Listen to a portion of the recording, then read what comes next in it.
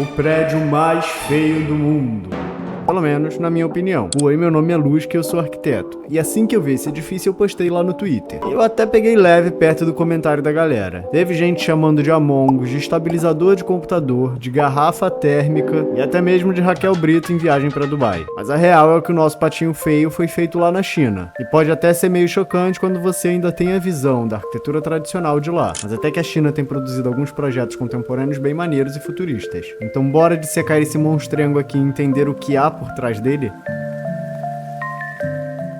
O nome do querido é Chaoyang Park Plaza, e se você achou ele feio de perto é porque não viu ele de longe, já que quando notamos ele no contexto urbano, fica fácil identificar ele como um prédio não desbloqueado. Mas calma lá, vamos ver ele de perto primeiro antes de tirar conclusões precipitadas. É que de outros ângulos ele até que fica bem diferente dessa imagem, principalmente quando ele é observado de onde devia ser visto, do ponto de vista do olhar humano. É tipo olhar o Templo do Céu de cima e perceber que ele nem é tão bonito quando olhando por baixo. Quem eu quero enganar? Ele é lindo de qualquer jeito, né? O Chaoyang Park Plaza faz parte de um parque de um distrito financeiro. São mais de 220 mil metros quadrados em um complexo com 10 edifícios ali. Acaba que ele, sendo mais alto, se destaca, mas os outros edifícios no entorno seguem um pouco a tendência arquitetônica dele. Ó, desse ângulo aqui dá pra perceber que ele combina bem com os outros. É como se fosse um quarteirão futurista dentro de uma cidade histórica. Aqui na Masterplan a gente consegue perceber como ao redor deles alguns bosques se formam. E não é aquele paisagismo frio de poucas árvores, mas é realmente uma densidade que produz um lugar maneiro para se passear. E antes da gente ver a parte interna dele, vamos parar um pouco para ver a inspiração para esse edifício. Quando a gente observa ele nessa paisagem aqui, ele te lembra alguma coisa? Vamos voltar para o século XIII, quando 5 mestres da pintura criaram no sul da China um estilo único para retratar suas paisagens. E entre eles algo importante comum, uma vasta representação de montanhas na China. Mais do que um orgulho nacional, isso daqui faz parte do folclore local e representa um símbolo para a dinastia Yuan. Inclusive, maneira que esses artistas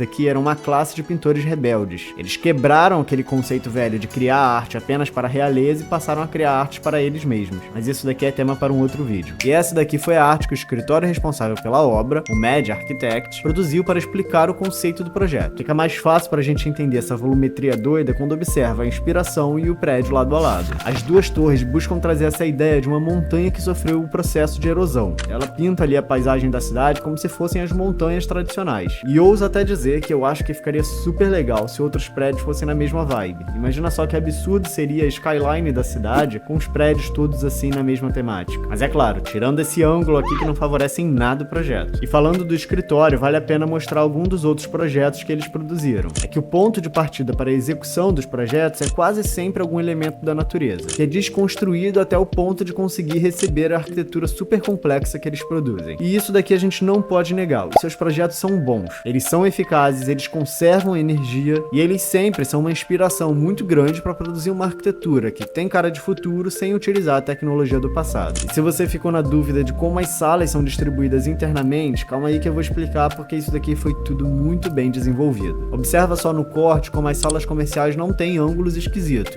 E de cara a gente pode até pensar que isso daqui é uma fachada dupla. Só que na verdade isso daqui é algo bem mais complexo do que isso. Aqui foram utilizados 3 tipos de tecnologia construtivas em coletivo para não apenas trabalhar na economia do projeto, mas também na qualidade térmica dele. Quem aí já esteve num prédio de fachada de vidro sabe que geralmente é muito quente, mas aqui foram utilizados diversos painéis que dificultam muito essa troca térmica. No interior do edifício eu sinto algo muito único. Geralmente quando a gente entra em edifícios com alturas grandiosas, a gente sente um certo desconforto. Muitas pessoas sentem como se fosse um ambiente muito caro para se estar, ou então aquela sensação de estar pequeno demais para o projeto. E aqui, não sei se pela paisagem do lado de fora ou pelas curvas orgânicas, eu pelo menos não sinto isso. E eu confesso que do início pro final do vídeo eu percebi que ele não é tão feio assim. Na verdade, tirando esse ângulo aqui, eu acho ele um projeto bem maneiro. Mas agora que vocês conhecem o projeto além desse ângulo, vou deixar o tribunal rolando. E aí, o Chaoyang Park Plaza merece ser condenado ou ele foi absolvido? E muito obrigado aí, galera do Apoia-se, por confiar no projeto. Tamo junto e fé!